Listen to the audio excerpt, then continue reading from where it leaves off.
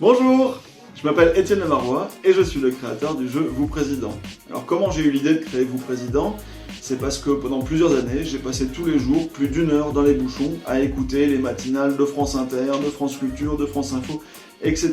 Et tous les sujets qui étaient abordés, moi j'ai trouvé absolument passionnant et j'avais envie moi aussi d'interagir avec le présentateur, les chroniqueurs, les invités, mais au fond j'étais dans ma voiture et puis j'allais au travail et une fois que j'étais garé c'était fini.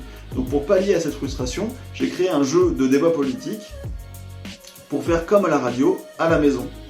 Et donc j'ai créé une première version que j'ai testée en famille à un Noël et c'était hyper drôle en fait, c'était assez marrant de débattre sur des sujets très précis comme l'écriture inclusive, la légalisation, le revenu universel. Mais il s'est révélé aussi que le jeu était assez constructif. Alors, pourquoi constructif?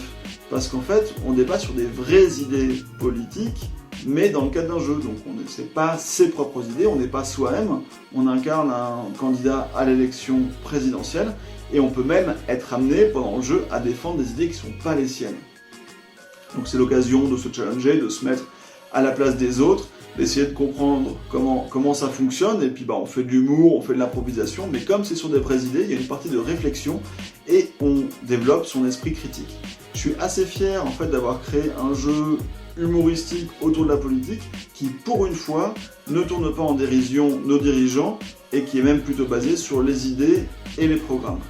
Le jeu est lancé sur la plateforme de financement participatif Ulule.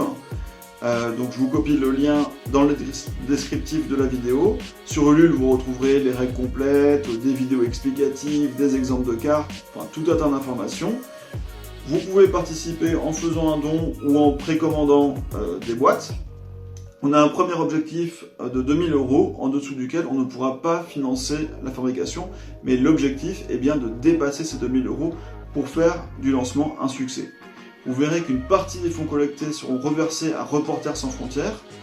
Alors pourquoi RSF? Parce que mon jeu est basé sur la démocratie et la liberté d'opinion, et RSF lutte à travers le monde pour une information libre qui sont les fondements de la démocratie et de la liberté individuelle.